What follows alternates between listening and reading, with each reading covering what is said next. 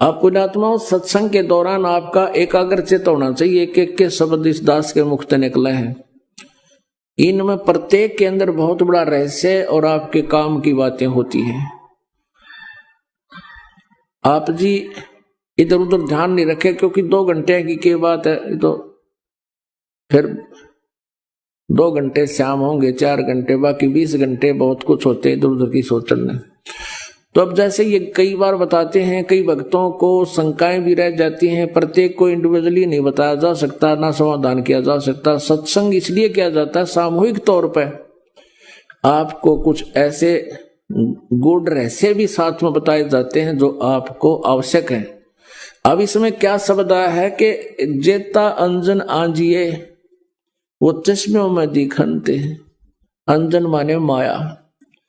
जितना भी अंजन यानी भक्ति रूपी जो शक्ति तो ग्रहण करेगा, भक्ति धन, भक्ति माया, वो तेरी आंखों में चमकेंगी। आपकी आंखों के सामने जैसे हमने ये अंधेरे में भी दिखती हैं, और ऐसे बहुत से कुछ ऐसे अलग सी वस्तु दिखती है जो आप जी को भी दिख रही है। जिन्होंने नाम ले लिया 2-4 महीने, 6 महीने, साल, 2 साल हो गए जिनको, उनको ये प्रकट होना शुरू हो जाती है। आंखों के सामने थोड़ी सी दूरी पर सितार से नजर आएंगे, बहुत ज्यादा और भी काफी क्रियाएं अपने आप दृष्टिगोचर रहती। वो क्या है, हमारी जितनी भक्ति अंदर, हमारी भक्ति बढ़गी, उसका लेवल है, उसका प्रतीक है कि आपकी भक्ति इतनी हो चुकी है।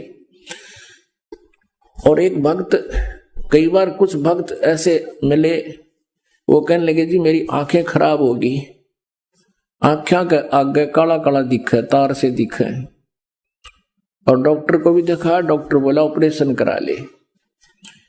मैंने कहा भाई ये तार जो है, ये जो भी तुझे दिखाई दे रहा बेटा, है तेरी भक्ति का प्रतीक है, और ये हमें भी दिखाई देते हैं। ये ना दिखा फिर भक्ति है नहीं तुम्हारी।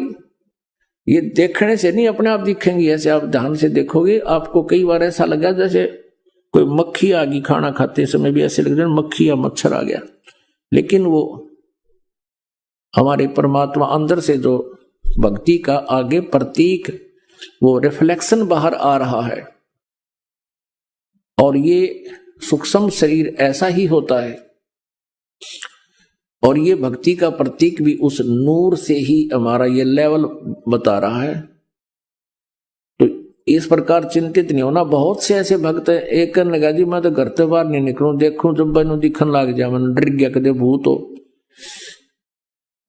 पुण्यात्माओं, पहले इस दास को बचपन से ही ये थोड़ा सा दिखाई देता था, ये पूर्व जन्म की जो कोई संस्कार डिपॉजिट रह रहा था ना, तो खोजिए पता नहीं कहां कहां देवता बनकर, राजा बनकर, और वो थोड़ा सा दिखाई देता था। ज्यादा से ज्यादा 1 इंच की लंबाई होगी, एक ही था वो, यानी इतनी ही शेष कमाई बची थी इस कलयुग में।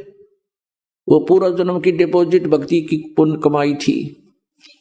और ये दास ये सोचा करता मेरी आंखें कुछ कमजोर हैं, इसलिए ये कुछ दृष्टि दोष है। जब उपदेश लिया, नाम लिया, 5-6 महीने के बाद देखा तो ये तो और गणा बढ़ गया। 1 साल के बाद तो विघ्न हो गया, और ज्यादा बढ़ गया। मैंने सोचा बड़ी बात दिक्कत आई। तो गुरुजी उसमें वृद्ध बहुत थे, 104-5 वर्ष की आयु हो चुकी थी हमारे पूज्य गुरुदेव जी की। उनसे ज्यादा समाधान नहीं करा पाया करते, क्योंकि और भी बहुत भगत थे। हमारा नंबर भी देर से आता था, कभी आता कभी नहीं आता था।